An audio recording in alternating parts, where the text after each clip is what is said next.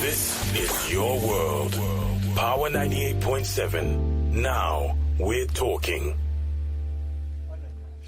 All right, 26 minutes now to go till 8 o'clock on Power Business, this Wednesday edition of the show on Power 987.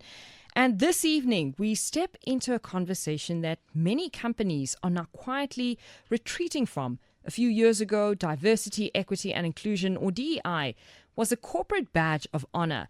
Now, multinational companies lit up their logos in rainbow flag, published racial equity pledges, and hired chief diversity officers to demonstrate their commitment to change. But today we're witnessing something different. Across the global north, especially in the US, companies are walking back those commitments. DEI teams are being disbanded, pride campaigns have gone silent, and once celebrated values are now seen by some investors and executives as risky, even divisive. Now, so tonight we ask, was DEI ever more than a marketing play? Is it still a driver of business growth, culture and innovation? Or has it become a reputational liability? And critically for us in the global south, should we continue importing these frameworks, or do we need more rooted, justice-driven approach to inclusion that reflects our own histories, identities and aspirations? And to help us navigate this, we're joined by Dr. Michele Ruiters, a scholar, strategist and storyteller of systems. And she spent her career asking some of the most important questions about how we treat people inside our institutions and how we build workplaces that are not just diverse in numbers, but human in nature. She brings together an understanding of human behavior, organizational culture, women's leadership, and the emotional labor of change. Dr. Ruiters, welcome to the Power Boardroom with myself and Nosipho Mgomezulu. Good evening, Nosipho. Good evening, Nosipho. Thank you so much for the invitation. You make me sound way more important than I am. Certainly, Dr. Ruiters, we know your credibility, and we really appreciate you coming on this evening and taking us through this really important conversation. So I want to start then with looking then, because we mentioned you spent much of your career working at the intersection of policy, academia, and organizational behavior. But how do you currently define diversity, equity, and inclusion in a way that is both practical and rooted in justice? Well, we'll come to the justice bit because I think that is a whole framework that I base my work on.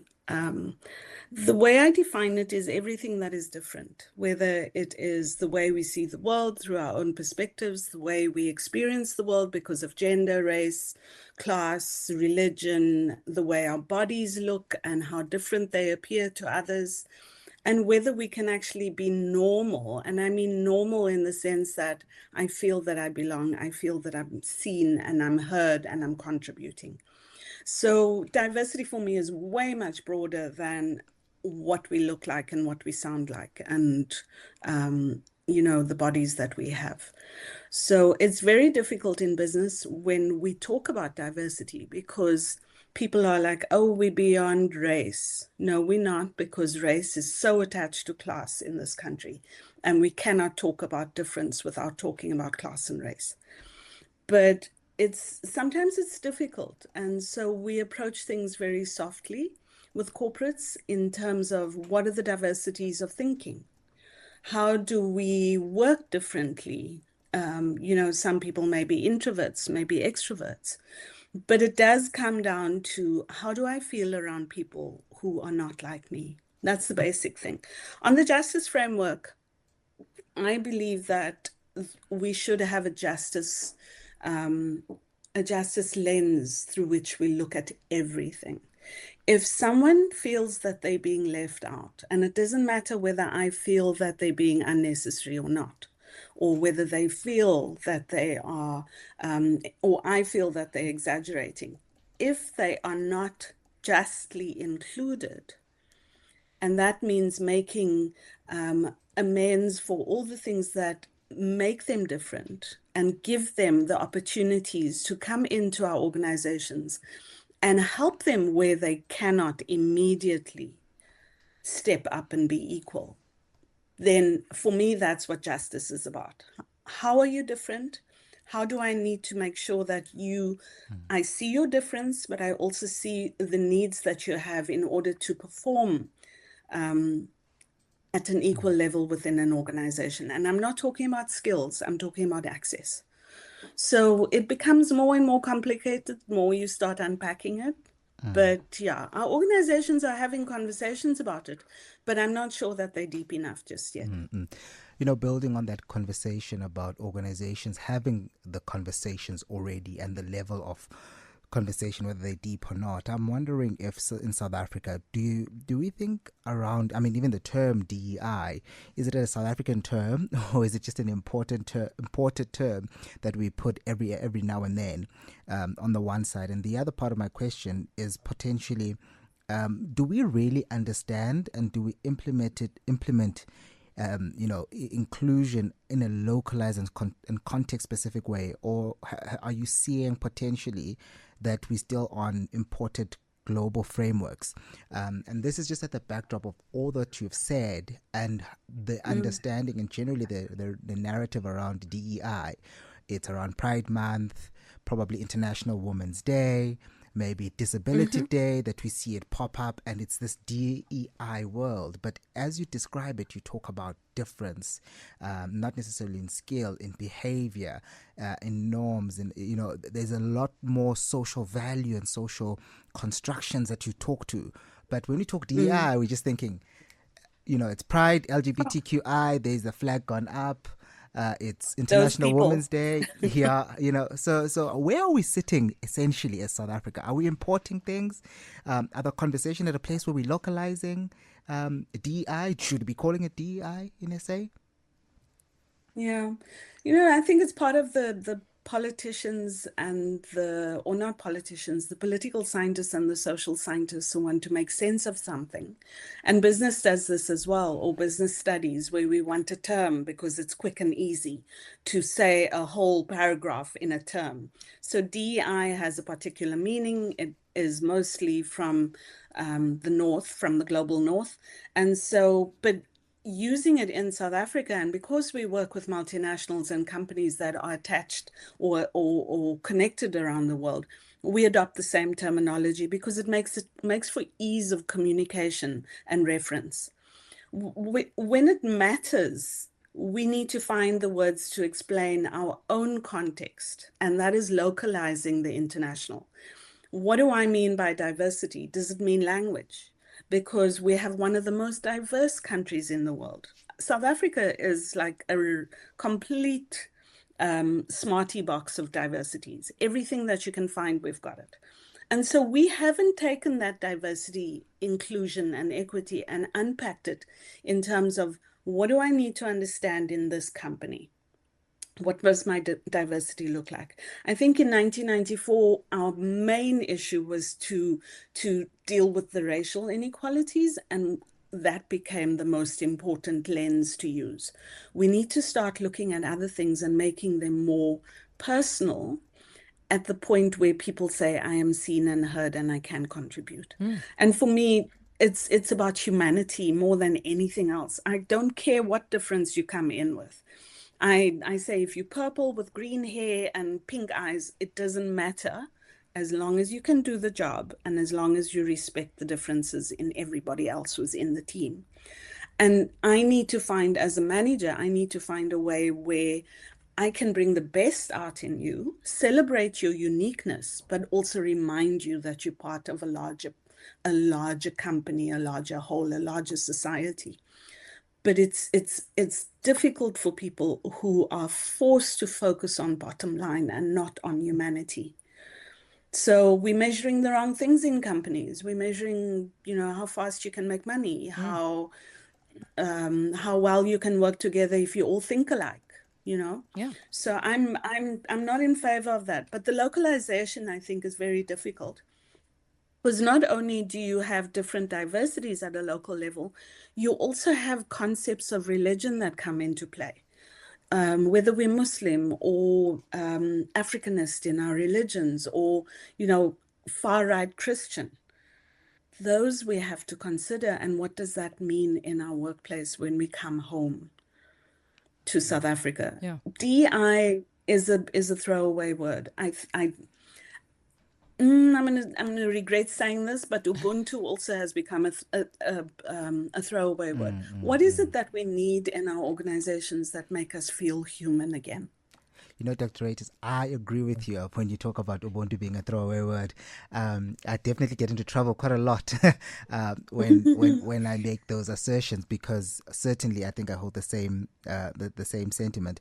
And as you're speaking, you know, Nosipho, I'm challenged by what the doctor's saying, because there's almost cases that are just coming into my mind where in the workplace, particularly in multinationals, I have found the localization versus the global north views come into play. I mean, most recent, I think about a year or two ago, in one of the institutions that I interfaced with, we took the conversation of pride and therefore developed material that lived with what would be the equivalent of franchisees in our, if you to just clearly understand.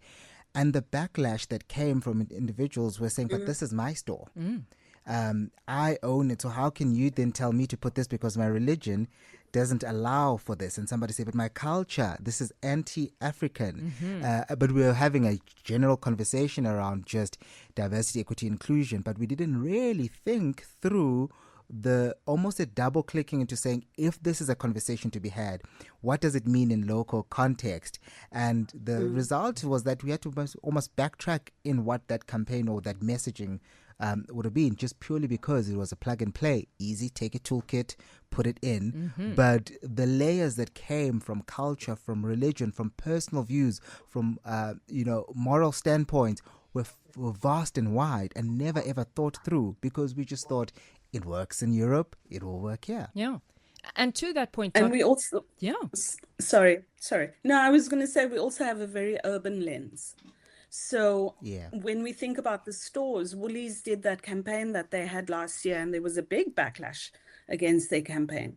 And so when we have these stores, we think about urban. We don't think about people who are not exposed to worldviews that are very different to theirs, and how would they experience that? And what does it mean to have a store that has the rainbow colors in the window, So, and it's in rural Eastern Cape. We don't think through it properly.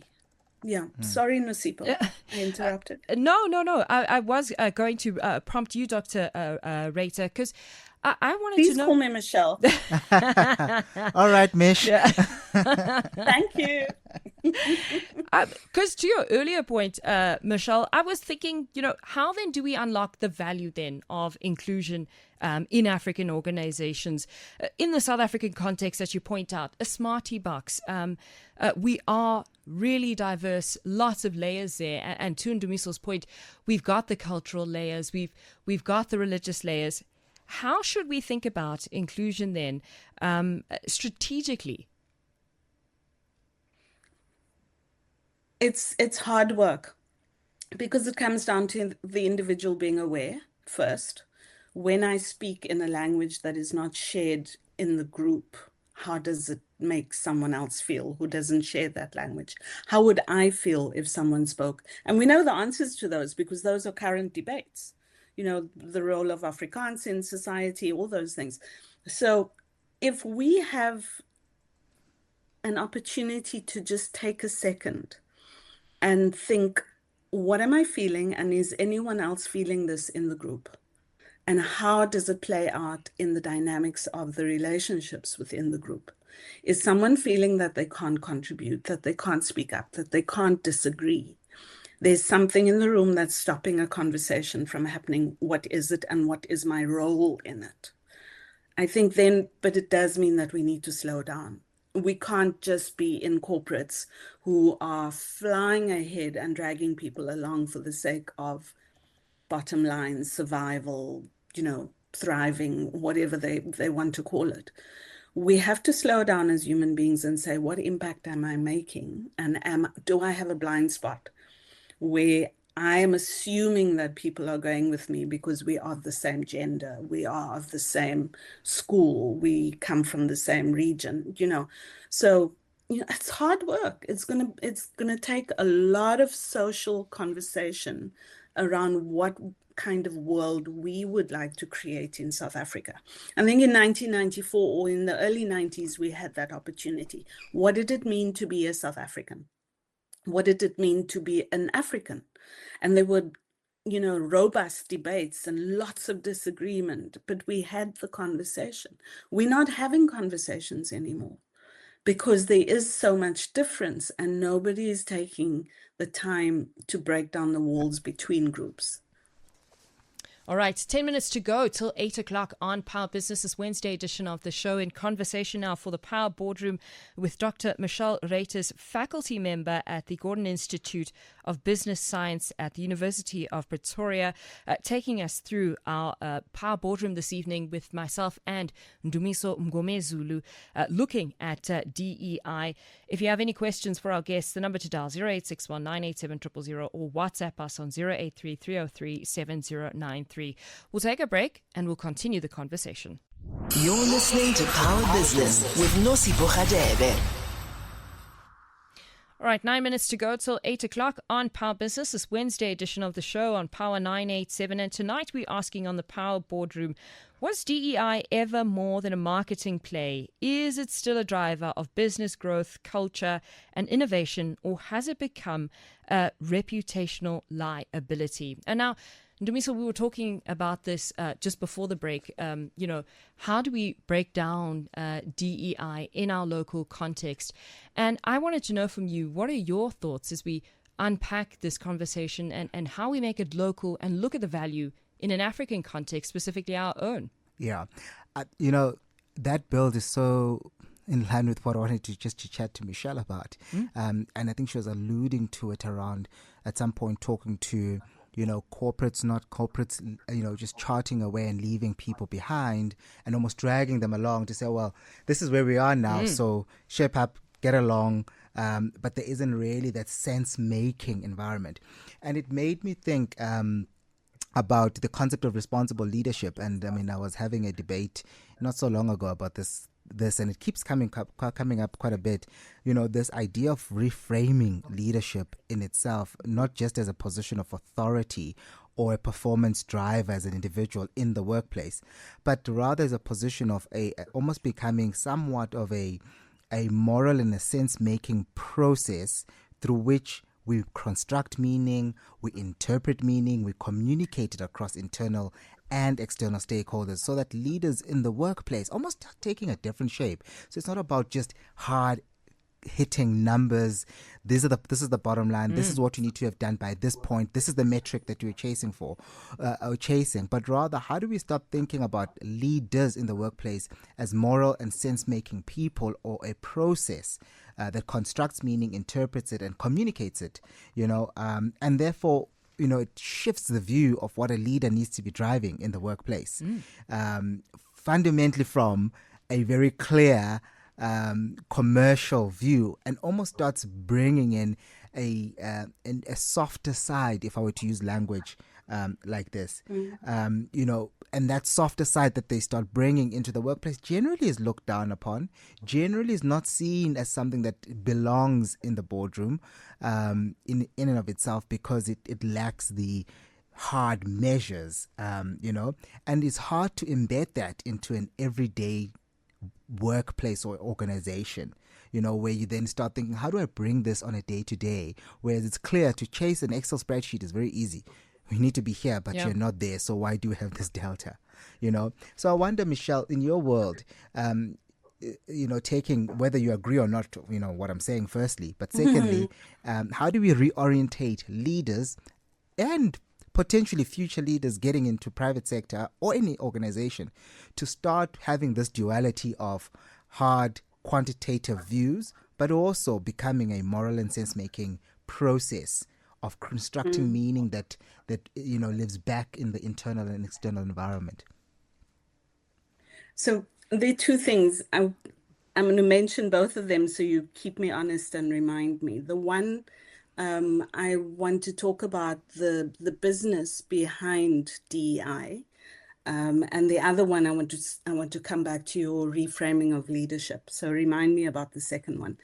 The first one is that DEI actually does make money with companies that pay attention to difference, it makes a lot of money. But that means that what it does mean is that the new generation and consumers are looking to spend money in organizations and retail stores and with manufacturers who share their same worldview.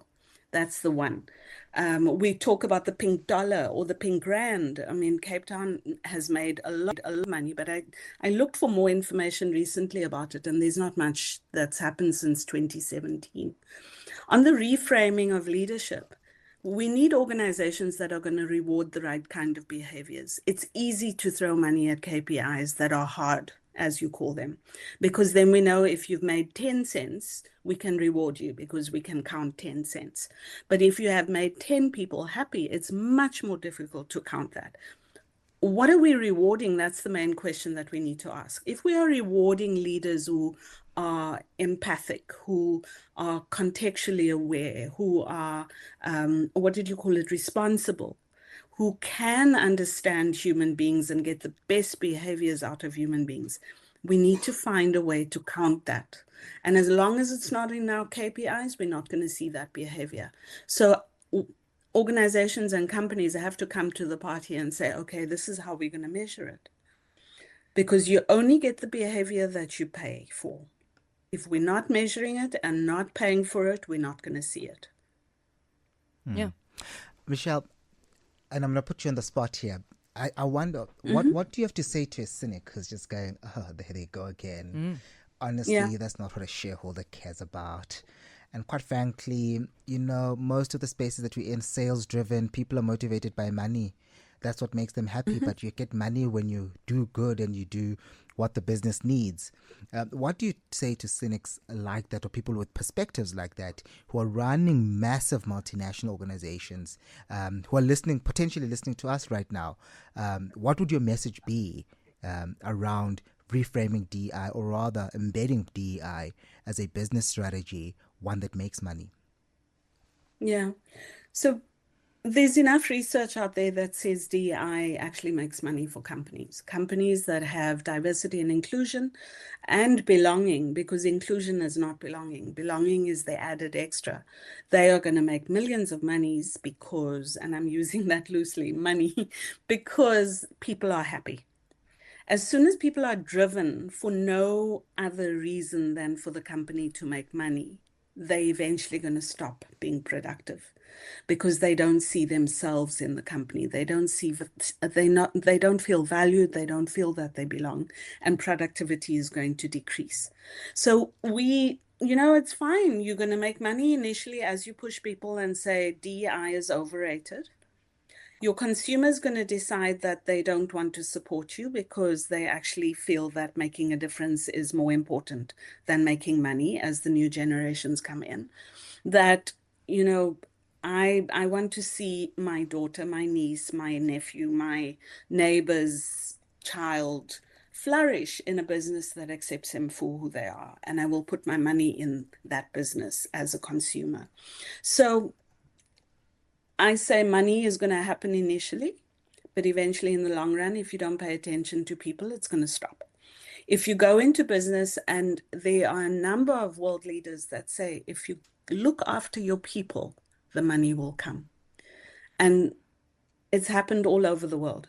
And I don't mean people as in, accepting or focusing on the differences. Look at the similarities and the common ground that people have rather than the differences that they have. What are the values that you're bringing in? As South Africans, we all share very similar values. What do you think about your neighbors? All those things make a difference, but it's a shared experience that we have. Can we stop looking at differences and find ways that we can have a shared experience that values everybody within the group or in the country, in the world? I know I sound very Heshuwa, but I did say I have a justice framework. Yeah, true inclusion, Michele. not just about who's at the table, but how the table is set and whether people actually feel they can bring their full selves without fear, silence, or compromise. We're going to have to leave it there, Dr. Ruiters. Thank you so much for taking us through that conversation. It's a pleasure. All right, that was Dr. Michele Ruiters, a faculty member at the Gordon Institute of Business Science at the University of Pretoria, taking myself and Ndumiso Mgomezulu through the Power Boardroom this evening, looking at the power of DEI. And that's where we wrap up this evening's edition of Power Business, this Wednesday edition of the show. Thank you so much for staying tuned with us this evening.